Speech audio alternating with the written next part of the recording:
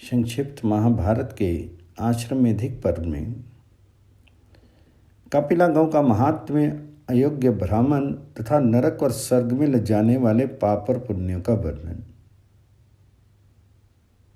वैशंपायन जी कहते हैं, जन्मेजय, इस प्रकार परम पुण्य में कपिला गौ के उत्तम दान का वर्णन सुनकर धर्मपुत्र युधिष्ठिर का मन बहुत प्रसन्न हुआ और उन्होंने भगवान श्री कृष्ण से पुनः इस प्रकार प्रश्न किया, देव देवेश्वर, जब कपिला गौ ब्राह्मण को दान में दी जाती है तो उसके संपूर्ण अंगों में देवता किस प्रकार रहते हैं? आपने जो इस प्रकार की कपिला गौ बतलाई हैं, उनमें से कितनी कपिलाएं पुण्यमी मानी गई हैं? देवताओं और पितरों ने उनके ऊपर किस प्रकार अनुग्रह किया है और उन गवों का रंग कैसा होता है? ये सब बातें सुनने के लिए मेरे मन में बड़ी उत्कंठा है। तब भगवान जी ने कहा, राजन, परम पवित्र, गोपनीय एवं उत्तम धर्म का वर्णन करता हूँ, सुनो। जिस समय गौ प्रसव कर रही हो और बछड़े के 2 पैर सिर सहित योनि से बाहर दिखाई दे रही हो, मुनियों द्वारा वही उसके दान का उत्तम समय बताया गया है। जब तक बछड़ा आकाश में ही लटक रहा हो, पृथ्वी पर नहीं गिरने पाया हो, तब तक वह गौ पृथ्वी का स्वरूप मानी जाती है। इसलिए उसी अवस्था में गौ का दान करना चाहिए। युधिष्ठिर, प्रसव काल में बछड़े सहित गौ के जितने शीर में रोए होते हैं तथा उनके गर्भ के जल से धूलि के जितने कण भीग जाते हैं, उतने 1000 वर्षों तक दाता स्वर्गलोक में प्रतिष्ठित होता है। बछड़े सहित कपिला गौ को सोने के आभूषणों तथा सब प्रकार के रत्नों से अलंकृत करके तिलों के साथ दान में देना चाहिए। जो इस प्रकार दान करता है, उसके द्वारा नदी, समुद्र, पर्वत, वन और कानों सहित चारों ओर की पृथ्वी का दान हो जाता है। इस प्रकार का दान पृथ्वी दान के समान ही माना जाता है। उसके द्वारा मनुष्य संसार सागर से पार होकर प्रजापति के लोक में जाता है।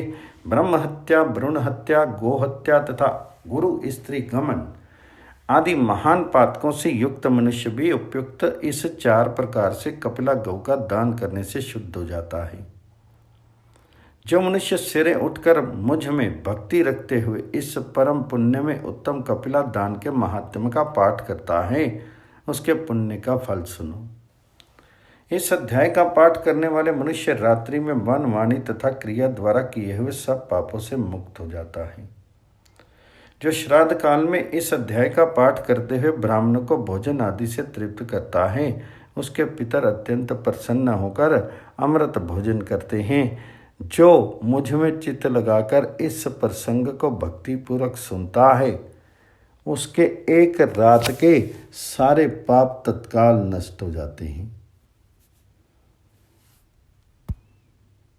अब मैं कपिला गौ के संबंध में विशेष बातें बतला रहा हूँ।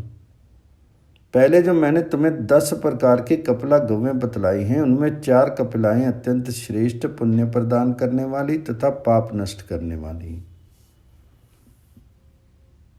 स्वर्ण कपिला, रक्ताक्ष पिंगला, पिंगलाक्षी और पिंगल पिंगला, ये 4 प्रकार की कपिलाएं श्रेष्ठ, पितर, पाप दूर करने वाली हैं। इनके दर्शन और नमस्कार से भी मनुष्य के पाप नष्ट हो जाते हैं। ये पाप नाशनी कपिला गौएं जिनके घर में मौजूद रहती हैं, वहाँ श्री, विजय और कीर्ति का नित्य निवास होता है। इनके दूध से भगवान शंकर, दही से संपूर्ण देवता और घी से अग्निदेव तृप्त होते हैं। पिता, पिता में और परपिता में तो एक बार भी कपिला गौ के दूध आदि देने पर करोड़ों वर्षों तक तृप्त रहते हैं। कपिला गौ के घी, दूध, दही तथा खीर का एक बार भी श्रोत्रिय ब्राह्मण को दान करके मनुष्य सब पापों से छुटकारा पा जाता है। जो जितेंद्रिय रहकर एक दिन रात उपवास करके कपिला गौ का पंचगव्य पान करता है, उसे चंद्रायन से बढ़कर उत्तम फल की प्राप्ति होती है। जो क्रोध और असत्य का त्याग करके मुझ में चित्त लगाकर और शुभ मुहूर्त में कपिला गौ के पंचगव्य का आचमन करता है, उसका अंतःकरण शुद्ध हो जाता है। जो विश्व योग में पृथक पृथक मंत्र पढ़कर कपिला के पंचगव्य से मेरी या शंकर की प्रतिमा को स्नान कराता है, उसे अश्वमेघ का फल मिलता है। वह निष्पाप एवं शुद्ध चित्त होकर आकाश की शोभा बढ़ाने वाले विमान के द्वारा मेरे तथा अथवा रुद्र के लोक में गमन करता है। पूर्व काल में ब्रह्मा जी ने उत्तम वेद मंत्रों के द्वारा अग्नि कुंड के स्वर्ण के समान कांतिमती कपिला गौ को उत्पन्न किया। उस होम धेनु की प्रभा दूर तक फैली हुई थी। उनके उत्पन्न होते ही रुद्र आदि देवता, सिद्ध, ब्रह्म ऋषि, वेद, वेदांग, यज्ञ, समुद्र, नदियाँ, पर्वत, मेघ, गंधर्व, अप्सराएं, यक्ष और नाग वहां उपस्थित हुए। उसे देखकर सबको विस्मय हुआ और सभी अनेकों प्रकार के मंत्र पढ़कर बारंबार उनकी स्तुति करने लगे। उस गौ के सींग बहुत बड़े नहीं थे, उसकी 3 आंखें थी, उसका बछड़ा उसके साथ ही था तथा वह दुग्ध रूप अमृत को प्रकट करने के लिए अग्नि के समान थी। समस्त देवता आदियों ने हाथ जोड़कर उस गौ को प्रणाम किया और चतुर्मुख ब्रह्मा जी से कहा, भगवान बताइए हम आपकी किस आज्ञा का किस प्रकार पालन करें। देवताओं के इस प्रकार प्रश्न करने पर ब्रह्मा जी ने कहा, आप लोग भी इस दूध देने वाली गौ पर अनुग्रह कीजिए। ये होम की सिद्धि के लिए प्रकट हुई है और अपने भविष्य से तीनों अग्नियों को तृप्त करेगी।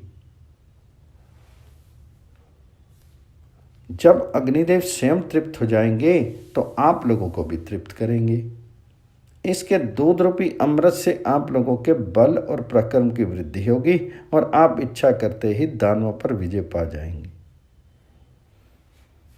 ब्रह्मा जी के ऐसा कहने पर देवताओं के मुख पर प्रसन्नता छा गई और वे कपिला गौ को इस प्रकार वर देने लगे, देवी ब्रह्मा जी ने संपूर्ण जगत का हित करने के लिए तुम्हें उत्पन्न किया है, इसलिए तुम परम पवित्र, शुद्ध और पाप का नाश करने वाली हो। वो जो मनुष्य तुम्हें देखकर नमस्कार करेंगे तथा जो अपने हाथों से तुम्हारे शरीर का स्पर्श करेंगे, तुम में भक्ति रखने वाले इस चतुर्थी का 1 वर्ष का किया हुआ पाप तत्क्षण नष्ट हो जाएगा। जो तुम्हारा दर्शन करके तुम्हें प्रणाम करेंगे, उनके अनिच्छा से किए हुए, अनजान में किए हुए तथा दृष्टि न पड़ने के कारण सता हो जाने वाले पातक उसी प्रकार नष्ट हो जाएंगे जैसे सूर्योदय होने पर अंधकार मिट जाता है। इस प्रकार कपिला गौ को वरदान देकर देवता आदि जैसे आए थे वैसे लौट के और वह गौ लोगों का उद्धार करने के लिए संपूर्ण लोकों में विचरने लगी। उसके शीर में से 9 कपिलाएं और उत्पन्न हुई। वे सब की सब जगत पर अनुग्रह करने के लिए इस पृथ्वी पर विचरती रहती हैं। इसलिए परलोक में हित चाहने वाले पुरुष को कपिला गौ का दान अवश्य करना चाहिए। जिस समय अग्निहोत्री ब्राह्मण को कपिला गौ दान में दी जाती है, उस समय उनके सींगों के ऊपरी भाग में विष्णु और इंद्र निवास करते हैं। सींगों की जड़ में चंद्रमा और वज्रधारी इंद्र रहते हैं। सींगों के बीच में ब्रह्मा तथा लाट में भगवान शंकर का निवास होता है।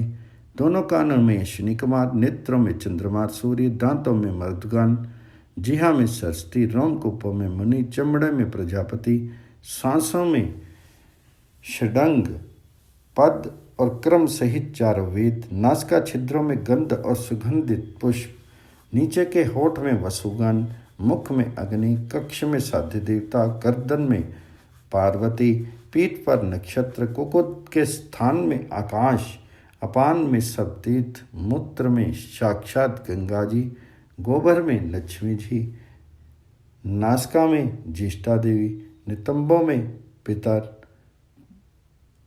पूछ में भगवती और रमा, दोनों पसलियों में विश्वदेव, छाती में शक्तिधारी कार्तिकेय, घुटनों, जंघों और उर्वों के 5 वायु, खुरों के मध्य में गंधर्व और खुरों के अग्रभाग में सर्प निवास करते हैं। चारों समुद्र उनके चारों स्तन हैं। रति, मेधा, क्षमा, स्वाहा, शधा, शांति, धृति, स्मृति, कीर्ति, दीप्ति, क्रिया, कांति, तुष्टि, पुष्टि, संतति, दिशा और परदिशा आदि देवियाँ सदा कपिला गौ का सेवन किया करती हैं। देवता, पितर, गंधर्व, अप्सराएं, लोक, द्वीप, समुद्र, गड्ढा आदि नदियाँ तथा अंगों और यज्ञों सहित संपूर्ण वेद नाना प्रकार के मंत्रों से कपिला गौ की प्रसन्नतापूर्वक स्तुति किया करते हैं। वे कहते हैं, संपूर्ण देवताओं से वंदित पुण्यमय कपिला देवी, तुम्हें नमस्कार है। ब्रह्मा जी ने तुम्हें अग्निकुंड से उत्पन्न किया है। तुम्हारी प्रभा विस्तृत और शक्ति महान है। समस्त तीर्थ तुम्हारे ही स्वरूप हैं और तुम सबका शुभ करने वाली हो। समस्त देवता आकाश में खड़े होकर बारंबार कहा करते हैं, अहो ये कपिला गौ रूपी रत्न कितना पवित्र और कितना उत्तम है। यह सब दुखों को दूर करने वाला है। आहा, ये धर्म से उपार्जित शुद्ध, श्रेष्ठ और महान धन है। कपिला गौ यदि चाहे तो भूलोकवासी संपूर्ण मनुष्यों को ब्रह्मलोक में ले जा सकती है। पृथ्वी, घोड़ा, सोना, गौ, चांदी, तिल और जौ ये पदार्थ प्रतिदिन ब्राह्मण को दान करने से दाता को महान आनंद की प्राप्ति होती है। युधिष्ठिर ने पूछा, देव देवेश्वर, हव्य यज्ञ और कव्य श्राद्ध का उत्तम समय कौन सा है? उसे फिर ब्राह्मणों की पूजा करनी चाहिए और किसका परित्याग? तब भगवान जी ने कहा, युधिष्ठिर, देव कर्म यज्ञ पूर्वाह्न काल में करना चाहिए और पितृकर्म श्राद्ध अपराह्न काल में। अयोग्य समय में किया हुआ दान राजस माना गया है, जिसके लिए लोगों को ढिढोरा पीटा गया हो, जिसमें से किसी असत्यवादी मनुष्य ने भोजन कर लिया हो तथा जो कुत्ते से छू गया हो, उस अन्न को राक्षसों का भाग समझना चाहिए। पतित, जड़ और उन्मत्त ब्राह्मण जिसने भी मिले, उसका देव यज्ञ और पितृ यज्ञ से सत्कार नहीं करना चाहिए। नपुंसक, अंगहीन, कोढ़ी और रज्जु क्षमा तथा मृगी का रोगी भी श्राद्ध में आदर के योग्य नहीं माना गया है। वैद्य, पुजारी, झूठे नियम धारण करने वाले, पखंडी तथा सोमरस बेचने वाले ब्राह्मण श्राद्ध में सत्कार पाने के अधिकारी नहीं हैं। गवैये, नाचने कूदने वाले, बाजा बजाने वाले, बकवादी, पहलवान, अग्निहोत्र ना करने वाले, मुर्दा ढोने वाले, चोरी करने वाले, शास्त्र बिंदु कर्म में संलग्न रहने वाले और अपरिचित ब्राह्मण भी श्राद्ध में सत्कार पाने के योग्य नहीं माने जाते। जो किसी समुदाय के पुत्र हों अथवा जिनके पिता का निश्चित पता ना हो तथा जो पुत्री का धर्म के अनुसार नाना के घर में रहते हों, वे ब्राह्मण भी श्राद्ध के अधिकारी नहीं हैं। युद्ध में लड़ने वाला, रोजगार करने वाला तथा पशु पक्षियों की बिक्री से जीविका चलाने वाला ब्राह्मण भी श्राद्ध में सत्कार पाने का अधिकारी नहीं है।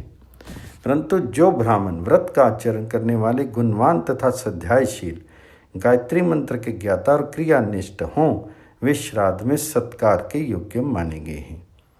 श्राद्ध का सबसे उत्तम काल है सुपात्र ब्राह्मण का मिलना, जिस समय भी ब्राह्मण दही, घी, कुशा, फूल और उत्तम क्षेत्र प्राप्त हो जाए, उसी समय श्राद्ध का दान आरंभ कर देना चाहिए। जो ब्राह्मण सदाचारी, थोड़ी सी आजीविका पर गुजारा करने वाला, दुर्बल और तपस्वी और भिक्षा से निर्वाह करने वाले हों, वे यदि याचक होकर कुछ मांगने आवें तो उन्हें दिए हुए दान का महान फल होता है। युधिष्ठिर, इन सब बातों को पूर्ण रूप से जानकर दानहीन और उपकार न करने वाले वेदवता ब्राह्मण को दान करो। यदि तुम अपने दान को अक्षय बनाना चाहते हो तो जो हो दान तुम्हें प्रिय लगता हो तथा जिसे वेदवता ब्राह्मण पसंद करते हो वही दान करो। युधिष्ठिर, अब नरक में जाने वाले पुरुषों का वर्णन सुनो। जो ब्राह्मण गुरु की रक्षा तथा अपने को भय से बचाने के अवसरों को छोड़कर अन्य समय में भी झूठ बोलते हैं वे नरक में जाते हैं। जो पराई स्त्री का अपहरण करते, पर स्त्री के साथ व्यभिचार करते और दूसरों की स्त्रियों को दूसरे पुरुषों से मिलाया करते हैं वे भी नरक में पड़ते हैं। चुगलखोर, घर में सेंध खोदने वाले, पराये धन से जीविका चलाने वाले, वर्ण और आश्रम से विरुद्ध आचरण करने वाले, पाखंडी, पापाचारी, वेद बेचने वाले, वेदों की निंदा करने वाले, वेदों के लिखने वाले तथा रस, विष और दूध की बिक्री करने वाले मनुष्य भी नरकगामी होते हैं। जो नराधम धन के लोभ से अथवा आसक्तिवश चंडालों को भी दूध देते हैं, पशुओं का दमन करते हैं, उन्हें नाचते हैं, उन्हें बतिया करते हैं, वे नरक में पड़ते हैं। जो सामर्थ होते हुए भी धन के लोभ से दान नहीं करते, दोनों ओर दीनों और अंधों पर कृपा दृष्टि नहीं रखते तथा चिरकाल तक अपने साथ रखे हुए सहनशील, जितेंद्रिय, दुर्बल एवं बुद्धिमान मनुष्य को भी काम निकल जाने पर त्याग देते हैं वे नरकगामी होते हैं। जो बच्चों, बूढ़ों तथा थके हुए मनुष्यों को कुछ न देकर अकेले ही मिठाई उड़ाते हैं उन्हें भी नरक में गिरना पड़ता है। प्राचीन काल के ऋषियों ने इस प्रकार नरकगामी मनुष्यों का वर्णन किया है। आप स्वर्ग में जाने वाले का वर्णन सुनो। जो दान, तपस्या, सत्य भाषण और इंद्रिय संयम के द्वारा निरंतर धर्म आचरण में लगे रहते हैं, जो उपाध्याय की सेवा करके उनसे वेद पढ़ते तथा प्रतिग्रह में आसक्ति नहीं रखते, वे मनुष्य स्वर्गगामी होते हैं। जो मधु, मांस, मदिरा से निवृत्त होकर उत्तम व्रत का पालन करते हैं, पर स्त्री के संसर्ग से बचे रहते हैं, माता पिता की सेवा करते हैं, भाइयों के प्रति स्नेह रखते हैं, भोजन के समय घर से बाहर निकलकर अतिथि की सेवा करते हैं, अतिथियों से प्रेम रखते हैं और उन सब के लिए कभी अपना दरवाजा बंद नहीं करते, वे स्वर्गगामी होते हैं। जो दरिद्र मनुष्यों की कन्याओं का धनियों से ब्याह करा देते तथा स्वयं धनी होते हुए भी दरिद्र की कन्या से ब्याह करते हैं तथा जो श्रद्धापूर्वक रस, बीज और औषधियों द्वारा दान करते हैं वे सब स्वर्गगामी होते हैं। जो मार्ग में जिज्ञासा करने वाले पथिकों को अच्छे बुरे, सुखदायक और दुखदायक मार्ग का ठीक ठीक परिचय दे देते हैं तथा जो अमावस्या, पूर्णिमा, चतुर्दशी, अष्टमी इन तिथियों में, दोनों संध्याओं के समय, आद्रा नक्षत्र में, जन्म नक्षत्र में, विषुव योग में और श्रवण नक्षत्र में भी स्त्री संग से बचे रहते हैं, वे मनुष्य भी स्वर्ग में जाते हैं। राजन, इस प्रकार हव्य कव्य के विधान का समय बताया गया और स्वर्ग तथा नरक में ले जाने वाले धर्म अधर्मों का वर्णन किया गया। अब और क्या सुनना चाहते हो? तो युधिष्ठिर ने पूछा, भगवान, मनुष्य ब्राह्मण की हिंसा किए बिना ही ब्रह्म हत्या के पाप से कैसे लिप्त हो जाता है? इस विषय को ठीक ठीक बताने की कृपा कीजिए। तो भगवान जी ने कहा, राजन, जो जीविका रहित ब्राह्मण को स्वयं ही भिक्षा देने के लिए बुलाकर पीछे इनकार कर जाता है उसे ब्रह्म हत्या कहते हैं।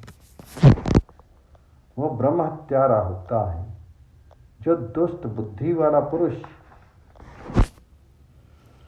वेदवेता ब्राह्मण की जीविका छीन लेता है वह भी ब्रह्मघाती ही है। जो क्रोध में भरकर किसी आश्रम, घर, गांव अथवा नगर में आग लगा देता है, प्यास से तड़पती हुई गौओं को पानी के निकट पहुँचने में बाधा डालता है और वेदियों, श्रुतियों और ऋषि परनीत शास्त्रों पर बिना समझे बुझे दोष आरोपण करता है, वह भी ब्रह्म हत्या के पाप का भागी होता है। जो अंधे, पंगु और गूंगे मनुष्य का सर्वस्व हरण कर लेता है, जो मूर्तावश गुरु को तू कह के पुकारता है, हुंकार के द्वारा उनका तिरस्कार करता है तथा उनकी आज्ञा का उल्लंघन करके मनमाना बर्ताव करता है, उसे भी ब्रह्मघाती ही कहते हैं। जो मनुष्य क्रोध या द्वेष के कारण अथवा कटुवचन या फटकार सुनकर ऋतुकाल में स्त्री के पास नहीं जाता तथा जो दरिद्र मनुष्य का सर्वस्व छीन लेता है, वह भी ब्राह्मण की हत्या करने वाला ही माना गया है। युधिष्ठिर ने कहा, भगवान, जो दान सब दानों से श्रेष्ठ माना गया हो उसको बतलाइए तथा जिन ब्राह्मणों का अन्न खाने योग्य ना हो उनका परिचय दीजिए। तब भगवान जी ने कहा, राजन, ब्रह्मा आदि सभी देवता अन्न की ही प्रशंसा करते हैं, अतः अन्न के समान दान ना कोई हुआ है ना होगा, क्योंकि अन्न ही इस जगत में बल देने वाला है तथा अन्न के ही आधार पर प्राण टिके रहते हैं। अब मैं उन लोगों का परिचय दे रहा हूं जिसका अन्न ग्रहण करने योग्य नहीं माना गया है। ध्यान देकर सुनो। यज्ञ में दीक्षित, कंदर्प, क्रोधी, शठ, शापग्रस्त, नपुंसक, भोजन में भेद करने वाले, वैद्य, दूत, उच्छिष्ट भोजी, वरण शंकर तथा शौच में पड़े हुए मनुष्य का अन्न, शूद्र की जूठन तथा शत्रु का अन्न नहीं खाना चाहिए। इसी प्रकार पतित, चुगलखोर, यज्ञ का फल बेचने वाले, नाटक, कपड़ा बुनने वाले, जुलाही, कृतगन, अम्बस्ट, निषाद, रंगभूमि में नाटक खेलने वाले, सुनार, वीणा बजाकर जीने वाले, हथियार बेचने वाले, सूत, शराब बेचने वाले, धोबी, स्त्री के वश में रहने वाले, क्रूर और भैंस चराने वाले का अन्न भी अघ्रा माना गया है। जिनके यहाँ मरना सोच के 10 दिन ना बीते हों, उनका तथा वैश्याओं का अन्न नहीं खाना चाहिए। कैदी, जुआरी, द्यूत विद्या जानने वाले, परिवित अर्थात विवाहित छोटे भाई के अविवाहित बड़े भाई तथा परिवेता अविवाहित बड़े भाई के विवाहित भाई छोटे का अन्न भी खाने योग्य नहीं है। जिनकी बड़ी बहन अविवाहित हो, उस कन्या के साथ विवाह करने वाले ब्राह्मण तथा भाई के मर जाने पर उसकी स्त्री का उपभोग करने वाले पुरुष और राजा के अन्न का भी त्याग कर देना चाहिए। राजा का अन्न तेज का, शूद्र का अन्न ब्राह्मणत्व का, सुनार का अन्न आयु का और चमार का अन्न सुयश का नाश करता है। किसी समूह का और वैश्या का अन्न भी निंदित माना गया है। वैद्य का अन्न पीप तथा व्यभिचारिणी के पति का अन्न वीर के समान माना गया है।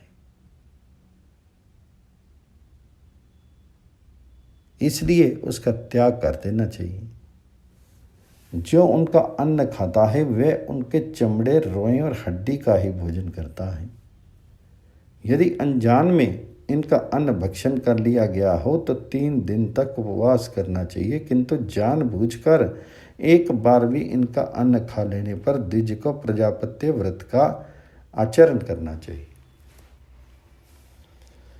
पांडुनंदन, अब मैं दानों का यथार्थ फल बतला रहा हूँ, सुनो। जल दान करने वाले को तृप्ति होती है, अन्न दान देने वाले को अक्षय सुख मिलता है, तिल का दान करने वाले मनुष्य को मन के अनुरूप संतान और दीप दान करने वाला पुरुष उत्तम नेत्र पाता है। भूमि देने वाले को भूमि, स्वर्ण दान करने वाले को दीर्घायु, गृह दान करने वाले को सुंदर भवन और चांदी दान करने वाले को उत्तम रूप की प्राप्ति होती है। वस्त्र देने वाला चंद्रलोक में और अश्व दान करने वाला अश्विनी कुमारों के लोक में जाता है। गाड़ी धोने वाले बैल का दान करने वाला लक्ष्मी को पाता है और गौ दान करने वाला पुरुष गोलोक के सुख का अनुभव करता है। सारी और शैया दान करने वाले पुरुष को स्त्री की और अभयदान देने वाले को ऐश्वर्य की प्राप्ति होती है। धान्य दान करने वाला मनुष्य शाश्वत सुख पाता है और वेद प्रदान करने वाला पुरुष पर ब्रह्म का स्वरूप हो जाता है। जो सोना, पृथ्वी, गऊ, अश्व, बकरा, वस्त्र, शैया और आसन आदि वस्तुओं को सम्मानपूर्वक ग्रहण करता तथा जो दाता न्याय के अनुसार आदरपूर्वक दान करता है, वे दोनों ही स्वर्ग में जाते हैं। परंतु जो इसके विपरीत अनुचित रूप से देते और लेते हैं, उन दोनों को नरक में गिरना पड़ता है।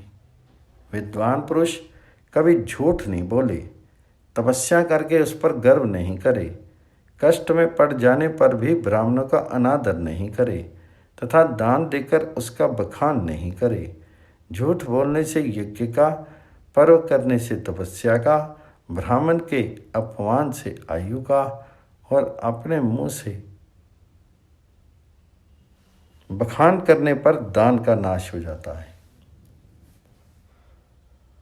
जीव अकेले जन्म लेता, अकेले मरता तथा अकेले ही पुण्य और पाप का फल भोगता है।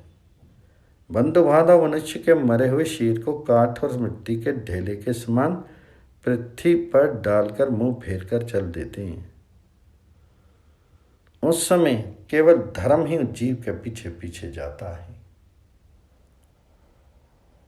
मनुष्य का मन भविष्य के कर्मों का हिसाब लगाया करता है,